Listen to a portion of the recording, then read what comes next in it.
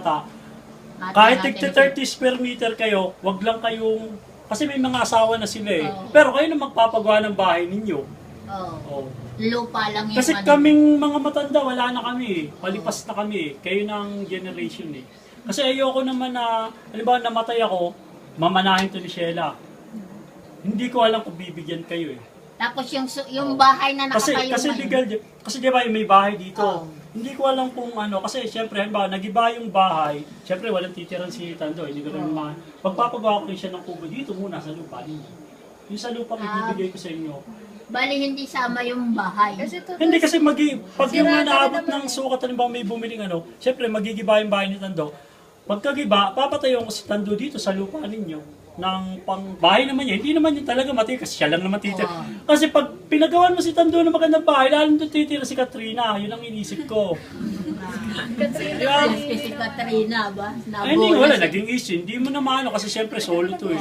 Solo na. Ito naman gustong tumiro dahil. Gusto niya maglugaw para daw umalis si Katrina. Hindi aalis yun eh, hindi aalis eh. So, Mamaya maging ikaw din ang... hindi kasi papasukat ko na to sa ano ko eh, kasi pinausap ko na rin yung abogado ko kasi siya na mag-aayos dito eh. Gawa nang mahina Kasi pa ako may eh. buyer na nga siya. Hindi pati, mahina na ako. Hindi ko na kayang magampanan yung Bibigyan mo ano. na kami ng bukod-bukod. Pasusukat ko nito. Pag pinasukat Yung to, bukod-bukod na hindi. kami-kami. Kaya Ayaw na basta yung magpapasukat. 300 square Basta yung meter. 307 na sobra. Hati-hati na Kasi kayo. yung dito kay Ante, ano eh, kalsada na to Kasama eh. na si Kuya doon.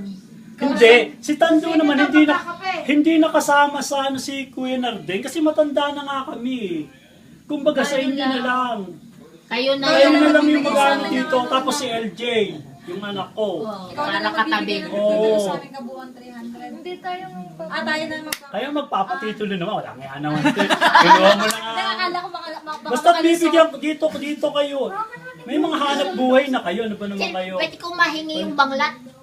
Ay, madadala atin uli yung banglat dyan eh. Kasi Kasi may puso negro kasing Hindi na temperature rin lang. naman. Hindi. Hoy, bawal na ngayon magbaboy to. Wala nang baboy ngayon sa pangil. Kita mong gaganda Binawal ng... na. Binawal na. Kaya wala na si Reggie, si Kuya Jetty ah. Hindi na rin ang Ban na. Bawal na ang baboy sa pangil. Puro residential. Kasi doon, pwede mo nang gawing restaurant. Bahay. Hindi, sabi ni Ate Nelly, gagawin daw nilang apart. Kasi sa Maynila na kayo nakatira eh. Kasi ang purpose ko naman, kaya ako, sabi ko, kay bibigyan ng mga bata kasi may mga asawa sila, hati-hati na sila para Sabi ko nga, pag maluwag, hindi, mag-away man kayong mag-asawa, walang pakialam yung ano, hindi maririnig. sabi ko kasi pag maluwag sila, patayuan nila, kung di man tirhan, di pa upahan, may Apartment, ano oo na nga. sila. Pero, At least may kayo na income. mag, kasi nasa Maynila kayo. Sila na mag-provide kung paano Oo. niya pag-agawa Basta yung bibigay ko bahay. sa inyo dito yung kalapit ng 3, eto, siguro baka yan ang masasakop nyo. Mga 300, si kalapit niyan, tabing kalsada pa rin kayo. Dito. Etong basta, ito yung ano. Pag naisipan nyo dyan na tumira, Kung gusto nyong magpa-apartment, bahala kayo. Basta wala akong pakialam kung anong gusto nyo, bahala basta kayo. yun ang bibigay Basta niya. pahati ko na yan ng Ayun, para sa inyo na yung 300. Oo, 307. Pati si Kijoy. lahat kayo, sama. Kasi Si Gilbert. si Gilbert, si Yung Gilbert, Kijoy. si ito, tapos kayong apat na Maria, tatlong Maria, tsaka si Tope. Tapos Kijoy. yung KJ kasi hindi ko alam kung ilan anak ni Joy. Lima anak ni Joy kasi. Oo. Kumbaga kasi hindi na rin naman namin maano yan, matatanda na kami.